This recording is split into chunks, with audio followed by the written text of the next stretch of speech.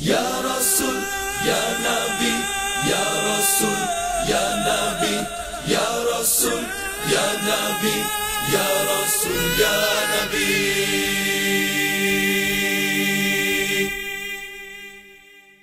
Falsafah Barat, dia berdiri di atas satu yang dinamakan sebagai pahaman humanism. Pahaman humanism adalah merupakan satu faham di mana manusia menjadikan kehendak mereka sebagai matlamat dan juga pusat kehidupan. Ya, itu faham humanism. Faham humanism adalah satu faham di mana manusia mengikut apa juga kehendak mereka. Jadi apa juga yang dia nak, itulah yang mereka sembah. Jadi mereka tidak ada nilai agama, tidak ada ikatan agama dan sebagainya, tapi mereka menjadikan kehendak peribadi itu sebagai Tuhan. Jadi sebab itu, cuba tengok ni sorok kalau faham, dapat faham. Kalau tak faham, tak sorok. Cuba faham. Masa revolusi di Eropah, dia hancurkan gereja. Dan satu lagi dia hancurkan apa? Dia hancurkan istana. Sebab apa? Sebab gereja dan istana adalah penghalang kepada kehendak manusia. Jadi dia berkehendak. Dia nak bebaskan kehendak dia, nak penuhi segala kehendak dia. Dia pun buang gereja dan dia buang istana. Tidak habis pun. Jadi sebab itu Eropah, mana ada raja-raja itu, raja simbol dia. Belakang sebelum raja itu memang raja yang power. Kan raja yang berperang, raja itu. Tapi sekarang raja ni jadi macam bentuk simbolik untuk rasmikan majlis dia. Tak lebih daripada itu. Gereja pun tak lagi. Tetapi kemudian, bila berlalu masa, jadi bila tak ada negara, mana tak ada kerajaan, tidak ada gereja, tidak ada golongan agama yang kontrol masyarakat, jadi masing-masing penuhi kehendak masing-masing. Tetapi akhirnya, ada sesetengah kehendak manusia yang tidak dapat dipenuhi. Sebab berlaga dengan kehendak-kehendak yang lain. Lalu mereka bangunkan balik kerajaan. Dia bangunkan balik kerajaan. Jadi maknanya akhirnya Barat bangunkan balik kerajaan. Tapi kerajaan yang dibangunkan adalah kerajaan-kerajaan kecil, bukan lagi kerajaan besar. Asalnya Barat ini dia terpecah kepada banyak empire. Kita macam Jerman, Serbia, Poland, lepas tu Czech, apa semua tu. Dia area tu, Jerman kan? Area tu, dia punya empire tu namanya Empire Bohemia. Jerman, Empire Bavaria. Jadi ada banyak empire. Empire Bohemia, ada banyak negara, kemudian Empire Bavaria, beberapa negara. Kemudian di sebelah UK dan sebagainya pun ada empire-empire lain. Jadi bila dia orang dah mati dah semua empire ni, kerajaan-kerajaan ni, dia tubuhkan kerajaan-kerajaan kecil. Jadi ditubuh kerajaan kecil, jadi negara tu dia pecah-pecah, dia superior je. Sebab tu kadang-kadang ada setengah tempat di Eropah, kalau kita tengok dia punya peta, negara sempadan negara itu lurus je. Lurus tu sebab dia bagi suka je, dia bagi cerita, okey yang ni petak ni kau punya, petak ni aku punya. Jadi begitu je dia pecahkan. Itu macam Republic Czech. Dia ada bahasa dia. Bahasa itu dinamakan sebagai bahasa Republic Czech lah. Tapi Serbia itu sebenarnya seperti Hal Republik juga, Empire Bohemia. Bahasa dia bahasa yang sama, tapi dinamakan bahasa Serbia. Bosnia juga, daripada pecahan itu juga. Tapi bahasa yang sama itu dinamakan di Bosnia sebagai bahasa Bosnia. Jadi kita tengok dia peta tu. Kita tengok begitu juga di Afrika. Afrika lagi kita dia memang empat segi je. Dia bukan macam sempadan negara kita ni, macam Perak kan, dia lahir cantik juga kan. Kata Selangor. Minta maaf kan, kata asal Perak. Tapi dia cantik.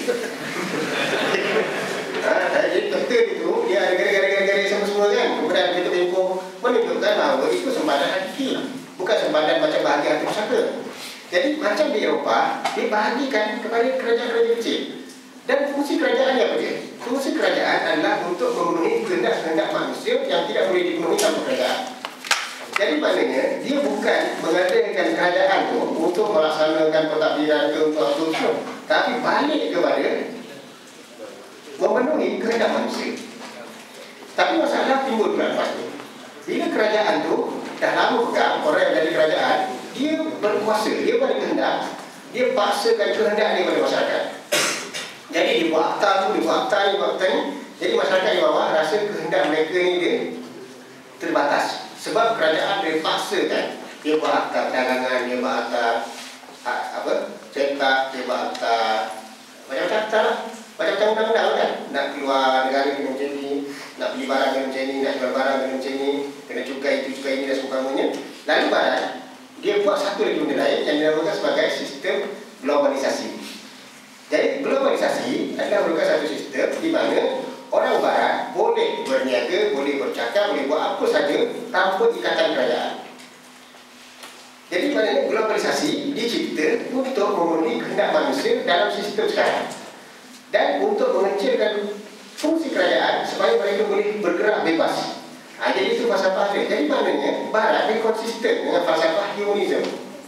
Dan apa juga keadaan dia konsisten. Maknanya bila kita faham humanism ni, maknanya ketika mana zaman di mana kerajaan-kerajaan kecil wujud, itu humanism. Ketika mana kerajaan kecil ini dikecilkan fungsinya dengan globalisasi, itu humanism.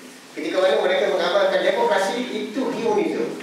Ketika mana mereka mengamalkan kapitalis, itu humanism. Ketika mana mereka mengamalkan liberal, itu pun humanism. Jadi humanism ni adalah merupakan falsafah yang cukup konsisten dalam segala tindak tanduk Barat. Jadi kalau kita tengok ni raja yang dipilih, yang dilukis oleh beberapa orang. Tengok punya raja lebih kurang ni. Ada yang lukis itu, Pak Musa Rawi lukis itu, Dr. Anis Malik Toha, Sarah Iwai lukis itu, Anwar Jundi lukis lebih kurang begini. Maknanya letakkan itu humanism dan juga material.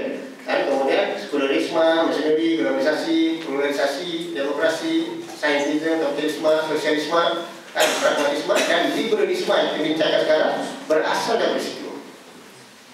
Jadi di sinilah kemungkinan timbulnya kekeliruan apabila Barat mengisytiharkan dan juga melawankan kebebasan.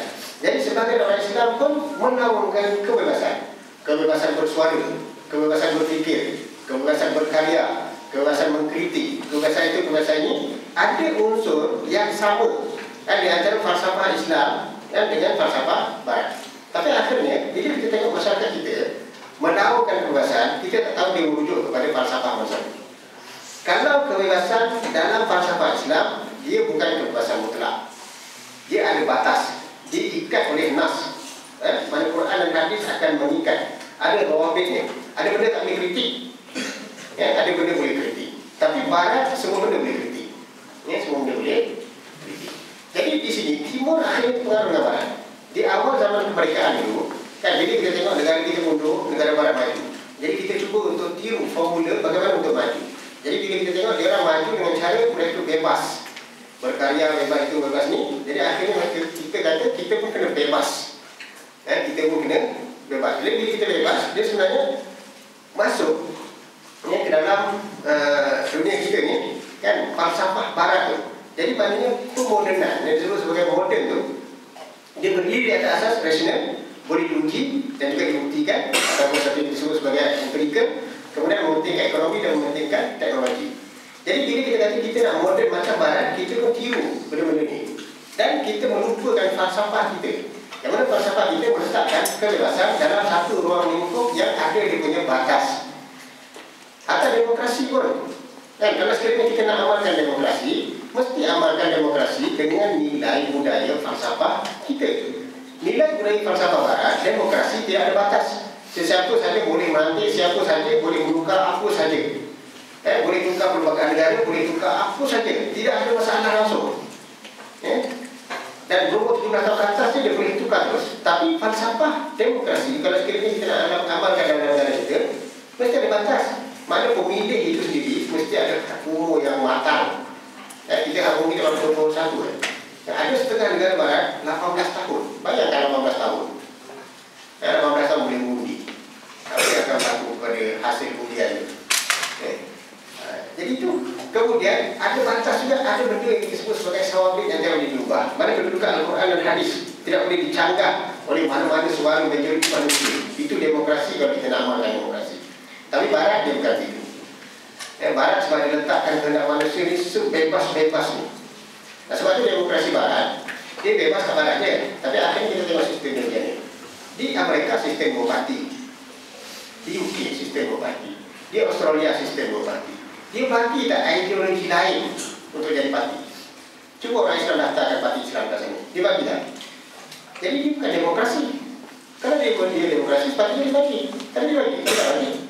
Kemudian ketika mana di Palestin, di Gaza, ketika mana Hamas menang tahun 2006. Bila Hamas menang di dalam pilihan raya yang bersih di Gaza, adakah mereka iktiraf pilihan rakyat Gaza?